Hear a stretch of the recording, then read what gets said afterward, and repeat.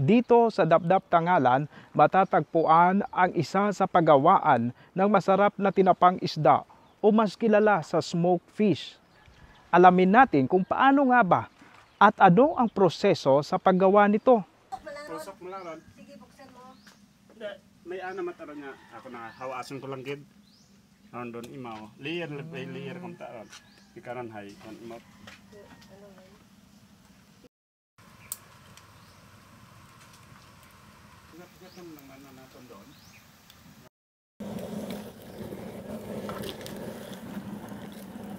Ang hapon po sa lahat na mga kababayan.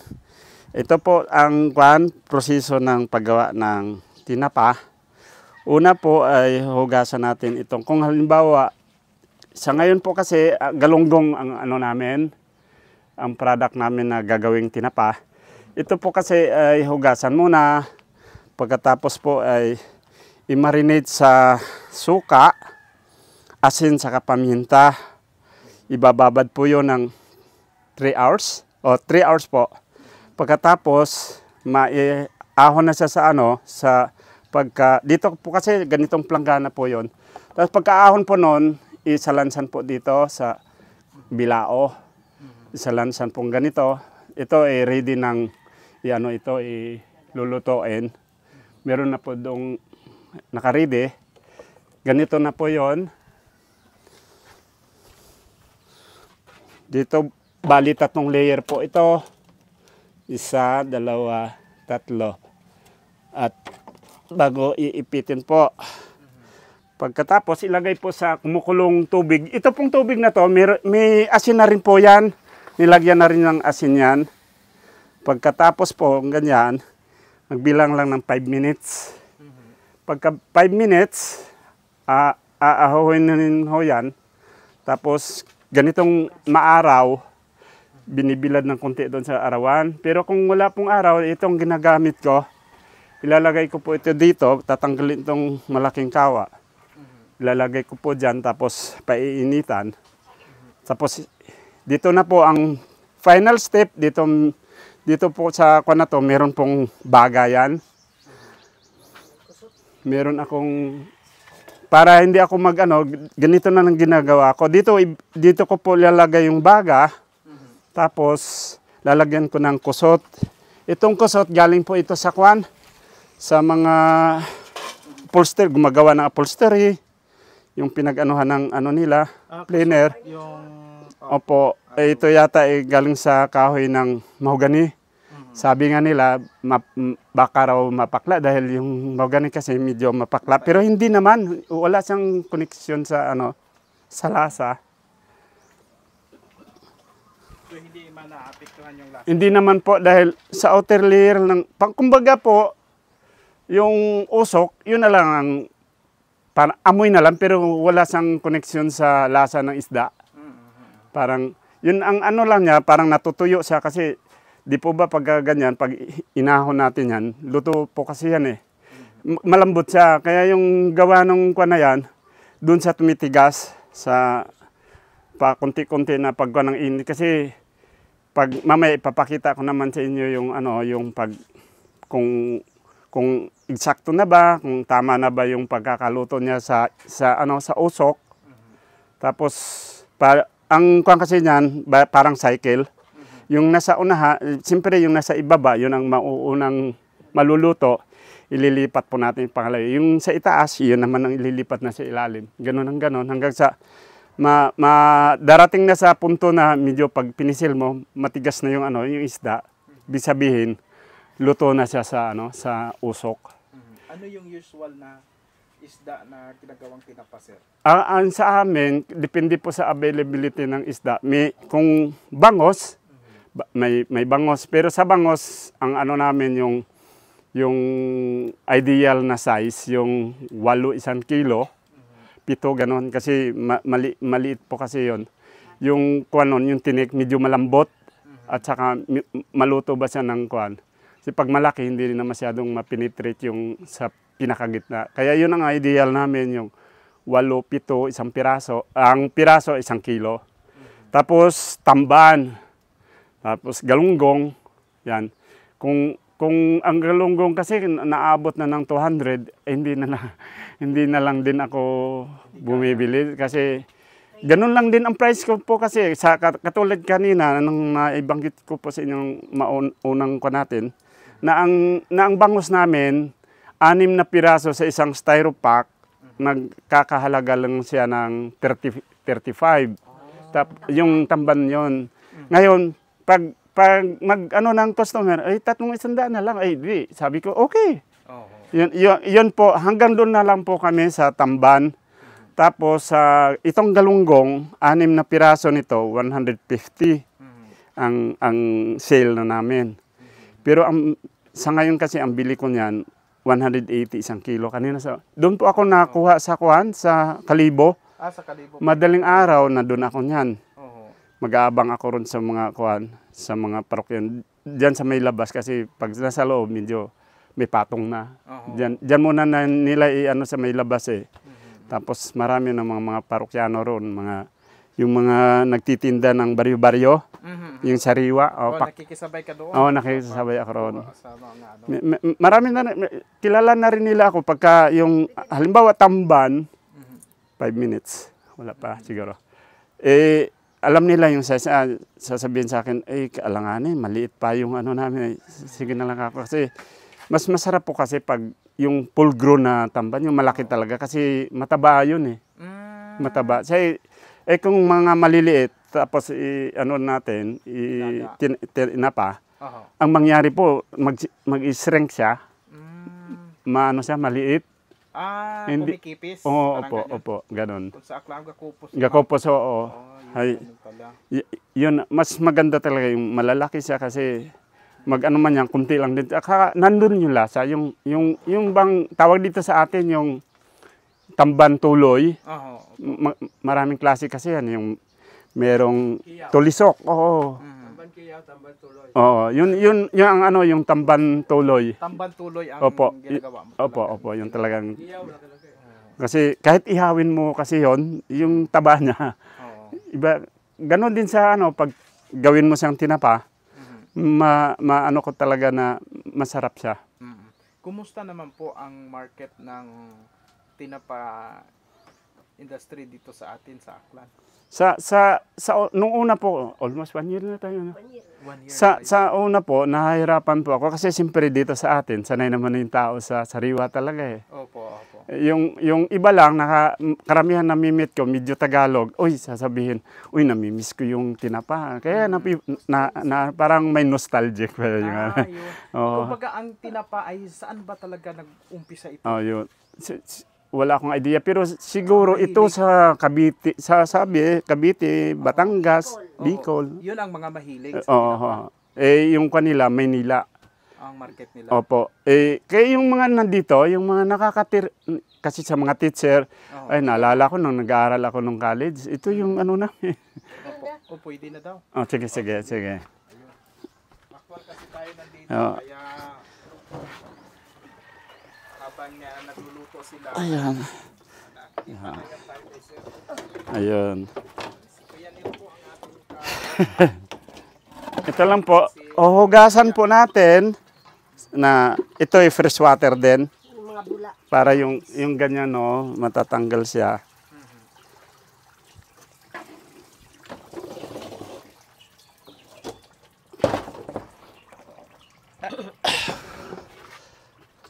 So pag hugas mo ng ganyan, may fresh water yan. Opo. Kumbaga panghugas lang po talaga para yung mga ganang bula matatanggal.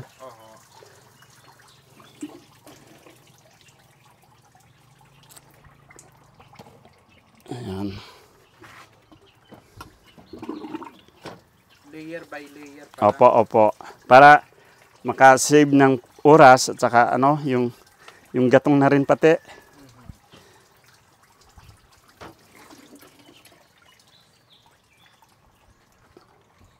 Ayan.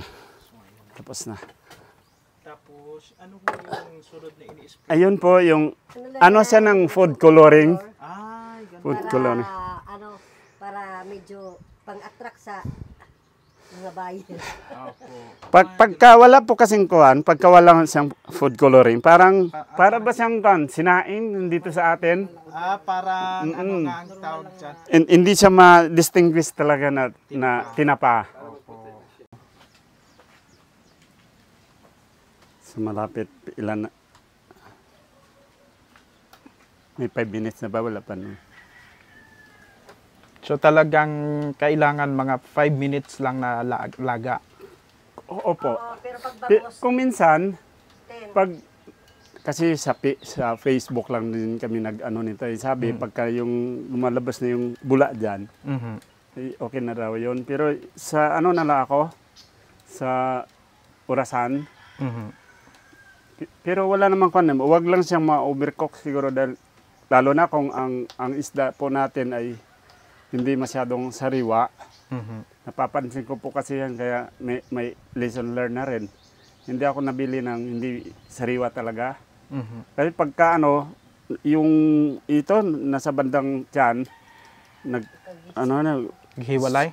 yung tawag din yan, yung gayuskad, buka. Nagbiyak siya, nagbiyak. Pagka hindi talaga sariwa, na hindi masyadong sariwa. So kailangan pala itong ginagawang tinapa, sir, ay Sariwa talaga. sariwa rin talaga pala. Oo. Pero sa iba, sir, parting kahit na hindi sariwa, niluluto nila. Pero siguro, kasi ano rin, lalabas din yan sa lasa eh. Medyo kakati siguro. Pagka hindi sariwa, Oo, medyo mangati makati pa siya. rin. So ito palang paggawa ninyo ng tinapa ay paano ninyo ito nagsimula talaga, sir? Paano ito nagsimula? Siya ang may kanyan, siya ang may nag-encourage sa akin. Sabi ko nga sa kanya, Halika dito, ma'am. wala tayong idea kasi Oho. aminin ko ako wala. Pero sa Facebook, yun. Tapos meron naman siyang kakilala sa Bicol. Siyang nagko-contact doon kung paano ba ang proseso. Hindi madali lang naman pala ako. Ang nangyari po, sir, trial and error. Ganun po. Kumusta yung una-una ninyo, ma'am, na paggawa? Okay lang, pero per kilo. Per kilo? Nalugi kami. Kumbaga, ano lang, break even. So, okay lang, kasi yung kapital na ibalik din. Sa tubo, wala. So, mga ilang beses kayo na pagluto bago na perfect itong lasa ninyo ng inyong tinapa at bago dumami ang mga customer ninyo? Siguro mga 3 months time. 3 months? Yun na talaga. Kasi nag 1 year na kami nung April 4. Kaya, Sino sa inyo ang mahilig magtinapa talaga? wala namang hilig, kaya lang, actually, naiiyan ko lang. Kasi kami, Adventist Hindi, parang kami. kasi. Hindi kami pwedeng kumain ng baboy, hipon, alimango, yung walang kaliskis. Hindi kami pwede niyan. Tsaka siya, noon, naglalako siya ng dayok. Bawal yan. Bawal yan sa religion namin. Kahit na humawak ka niyan, bawal yan. Ngayon, naisip ko ngayon, sabi ko, mabuti pa ako, mag-smoke fish tayo. Kaya yun, nag-put up kami ng ganito. Tsaka nag-try na kami. Kaya yun. Ang problema lang namin, yung market namin. Pero sa mga 20 kilos or 10 kilos, na papaubos namin yan sa isang araw. Hanggang doon lang din. Ubus ninyo ang 10 kilos Opo, sa isang araw? ganon. Kaso, Pero tiyaga din yan. ang balita ko, pagod ka na. Pagod ka. Kaming Kasi dalawa lang. mag-drive ka pa kasi, yung pagpasok niyo po doon, napansin niyo yung may motor na may bubong. Opo. Ayun yun. Yun ang ginagamit mo. So, pagkatapos ng luto nito, may ka pa, ikaw pa ang maglalako. Opo. Tali bukas. Yan, Bukas na to. Sa styro. Tapos, may cling wrap pa yan, may plastic. Hindi kasi natin na wala tayong sample Okay lang po. Tapos, yun. Tapos kung may order, halimbawa, long distance, halimbawa, Maynila, kaya sa abroad. Kasi, meron mga nag-order na mga kabatch ko nung high school na galing abroad, dinadala nila, binavacuum sealer namin. Para pwede doon maipadala. Oo. Maprolong yung ano niya, yung kanang isda, yung product. Hindi kagad masira ba? Hindi yung ma-spoil. Matagal ang duration. So gaano sir ka ano yan? Gaano katagal ang ano po? Gaano po katagal bago masira ito? Madali lang, sir, siguro. Sa akin po, sa mga ko, sa mga parokyano ko, ini-encourage ko talaga sila na sabi ko, kung hanggat maaari, kainin nyo. Kasi luto na eh. Consume agad. Saka yung essence ng pagka-freshness ba, hindi na nila ma-enjoy. Kasi kung halimbawa, ano mo sa ref, iba na po kasi ang lasa din pati. Medyo hindi na sa yung fresh talaga. Kaya ini-encourage ko yan sila. Kung minsan nga nakakalimutan. Hindi na ano sa kwan. Sabi sayang yung ano mo, yung tinapa mo, napanis. Bakit hindi niyo nilagay sa ref? Hindi, nakalimutan eh. Nako kako. Pero once na freezer, sir. Tumatagal dapat i-freezer. Maynila kami nung April 4. Umuwi, April 4, March 14. Umuwi kami, April 4. May natira pa sa sa freezer. Niluto ko. Okay pa. Hinalo ko pa nga sa gulay. Kasi sa Bicol, ang tinapa talagang mabenta siya dahil bukod sa ulam, hinahalo pa sa gulay. Yan yung number 1 pala nila pang halo. Yun. Kaya kahit maliliit na na isda, yung maliit na Ikaw po ay taga Bicol? Hindi, nakapag-asawa ako ng taga Bicol. Bago napunta dito.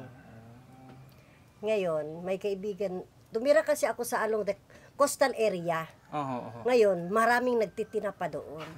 Kaya yun ang sabi ko sa kanya na, nung pumunta na ako rito na, mabuti pa magtinapa tayo. Tapos nagpaturo ako sa kaibigan ko, ano bang proseso, tinignan ko yung pwesto nila na kung paano ang set up, yung ganun. Kaya yan, ganito ang namin, pwesto namin. Sa totoo lang naman, sir, ito na talagang means of living namin. Since wala naman kaming So, ito lang. Kung ano niya, parang hand to mouth lang din kasi 10 kilos lang naman. Imagine. Maano mo naman yung actually, alam ko na yung kita ko. Halimbawa, sa ganito, galonggong, edi bibilhin mo ng 200 kilos, halimbawa, ang kilo. Tapos, ganun, lalabas kasi pag ilagay mo sa timbangan, 10 piraso, 1 kilo. So, ibig sabihin, 20 pesos kagad yung isa. Hindi ba? Tapos, ang ibibinta namin ng 6, o kung ganyan kasi yung 200, nagtitrim na lang ako. Ginagawa ko na lang 5 instead na 6, 5 na lang sa 150. So, ang labas, magkano nga yung ang 5, 150. Magkano lang din? Isipa yung computer. Doon na lang kami sa pagmura. Pero yung tamban, as is yun. Yun na yun. Magmahal man siya, pero bawasan na, bawasan na lang natin. Pag malalaki, bawasan natin ng isa, 35 din. Ganun pa rin. pala. Para nasanay na yung tao, yung talagang parokyano ko, siyempre hindi rin natin alam in the future, meron din magkuhan ng tinapa. At least, ako, naka-establish na ako ng Diba? Ganun lang. Si Kuya Neil. Oo po. May pangalan na ang tinapahan mo? Wala pang pangalan. Wala. Dati, Kuya Neil's tinapa. Gumawa rin ako ng flyer dati. Flyers, naubos lang. Sabi ko, pagtiyagaan na lang kasi ito lang naman din ang kan. Kumbaga, maliit pa ang market ninyo ngayon. Maliit pa talaga. Maliit pa ang market. Kasi kung malakihan, di sana yung ano din namin, marami rin sana, hindi. Saan ba nagsimula ang lahat, di ba? Totoo sa isa-isa Tiyaga lang. 10 kilos sa isang araw ay nauubos mo. Let's say na 10 kilos is malaki na yun, na umpisa. more or less 3,000. 3 times a week lang din naman kami. 3 Three times a times. week. Mo na lang yung kapital, 1,500. So may malinis ka na. Oo. Pero kung lumaki pa ang market, yun ang maganda. Ayun, kahit sabihin na natin, pag volume na kasi, kahit piso ka lang o 2 piso ka lang sa ano, iba na yun. Oo. Di po ba? Saka magkakaroon ka pa ng tauhan, makatulong Oo, makatulong ka sa sa community. Oo. Yun nga rin ang kuwan ko na, halimbawa kung sana kung magkuwan siya, marami naman dito walang hanap buhay. Oo. Ganito, imbis na ako, ay sila na, di ba, mag-supervise na. Oo. Yun din ang kuwan ko rin. Kaya sana suportahan ng mga aklanon ang sariling atin. Yun. Yan sir, ang Ano purpose ba? ko na nag-ano Oo. Kaya nung nag-invite si ma'am sa amin, nung message siya sa amin, sabi ko, hindi ako nag-hesitate. Kanina lang yata yung message mo eh. Kanina mo lang sir Kanina ko lang nabasa. The other day pa yun. Ginano ni Ate Prissy sa akin kanina. Pinabasa niya sa akin kanina. At sabi ko, sige, puntahan natin. O, ura mismo nandito ako. Kasi inano ko nga, sabi ko, ura-urada naman eh. Hindi tayo perfect. Kasi ako, sumusuporta ako sa Opo. mga local Maganda po producer yung natin, ano niyan. local business, ganyan. Lalo na mga ganito. Kahit sa farming, yan. Palagi ako Sumusupport ako. nanonood sa ano mo. Kan Sa mo kasi, Oo. kan mo yan eh. So, yung followers talaga. Opo. Ano yun? Tapos na po? Opo, ayun o. Ayun na. Yan, kung patis Ika na na yan, natin. kung Ito to. sir, pero Leng. tinatapon na Asa na? natin. Ayun. Ito na yung ano niya. Tapos, hindi na siguro bilad. I-ano na lang kasi nakatulong naman din.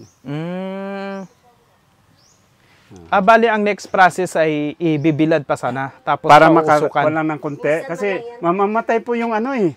Yung baga dyan. Pagka hindi Baga lang nakatulo. po kasi, ho. Ayun pala yung Baga. purpose. Baga lang po kasi yan. At saka may ano yung kusot. Ayan. Ang problema ko nga sir, At saka nasisense ko sa inyo ang humbleness ninyong mag-asawa. Ayan. At saka mukhang mabait kayo, sir. Siguro marami kayong suki, ano? So para medyo ano na rin, kilala ang mga teacher ba? Kasi sa Mga teacher ang mga bumibili Opo. sa iyo. at saka yung nakikipag-dialogue din ako sa kanila. Ayun. Kasi maganda rin yung may kuwang ka sa hindi Mga yung customers bibili mo? sa'yo, wala ka ng pakialam. Oho. Ako naman siyempre, pera rin naman yung binibigay nila sa yung binabayad. Gusto ko rin Opo. masatisfy din sila. Oho. Ayan. So ngayon, ang naluto nyo po ay ilan lahat? Wala pa po, wala pa. Ito itong ilang po. kuwan, ilang piraso nga to? Itong, ano, sa 10 kilos.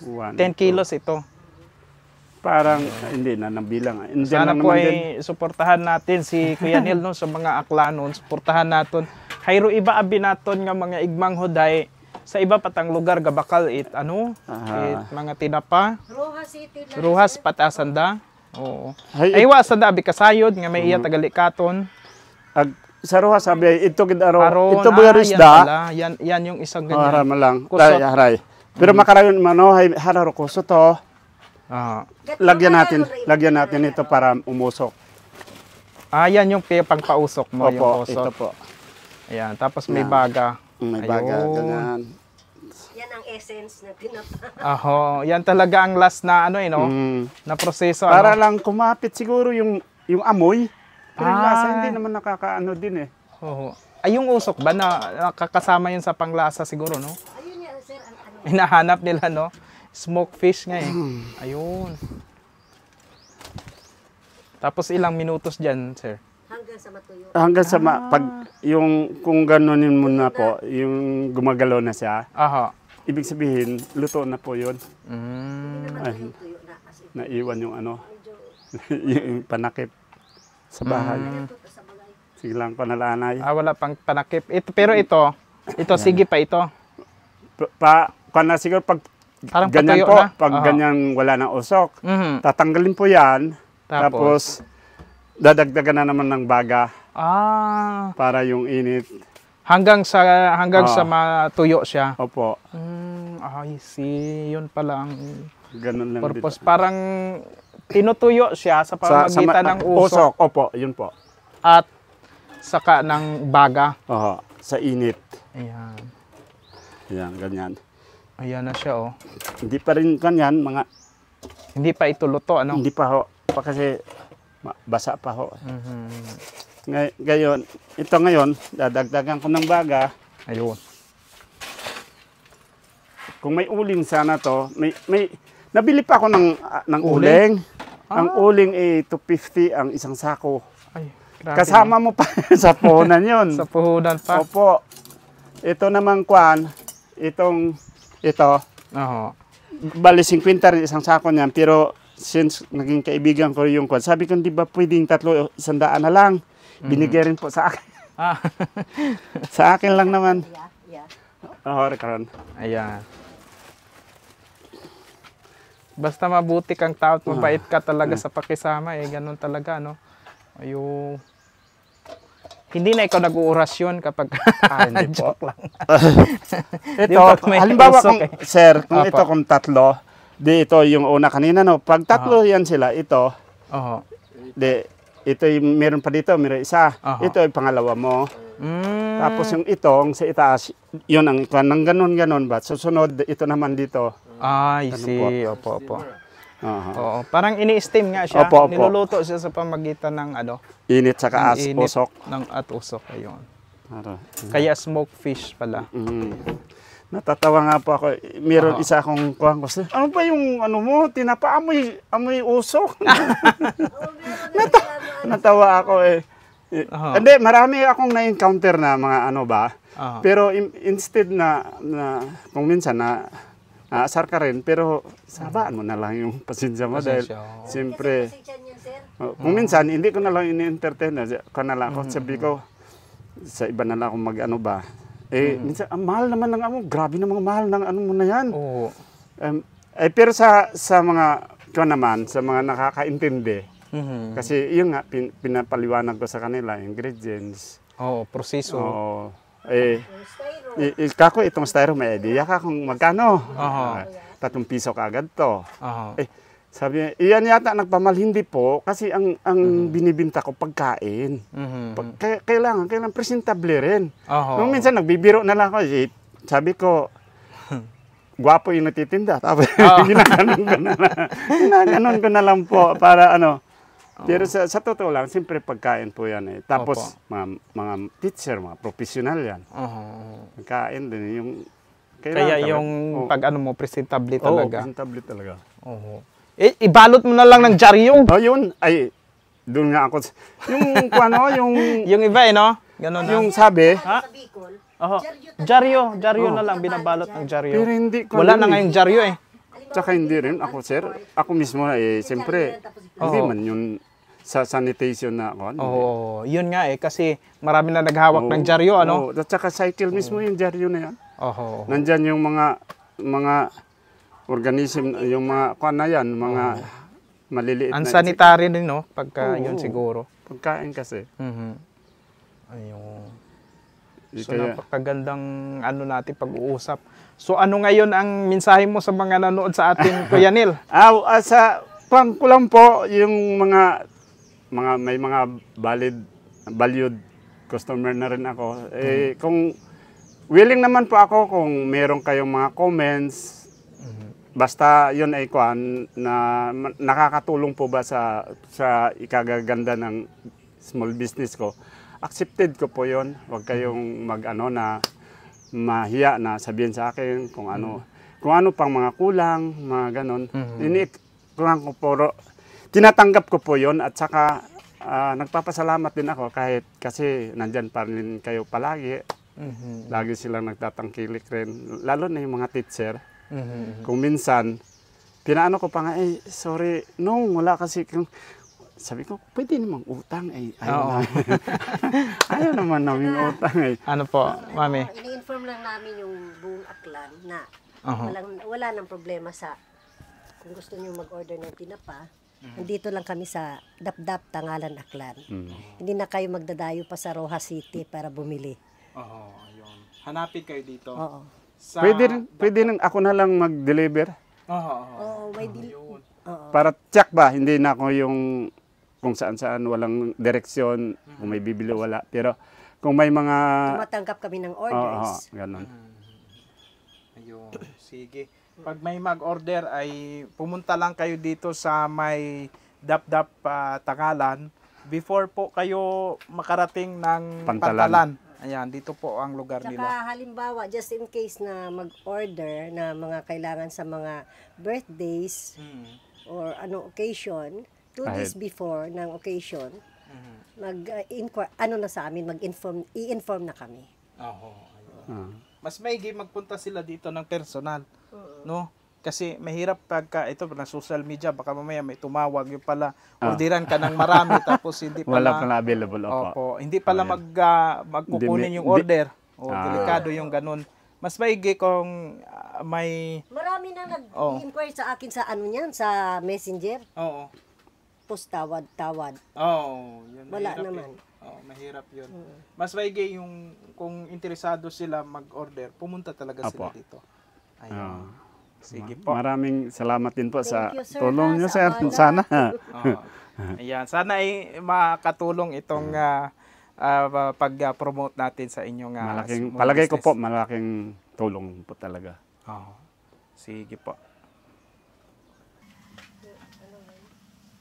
Siguro ay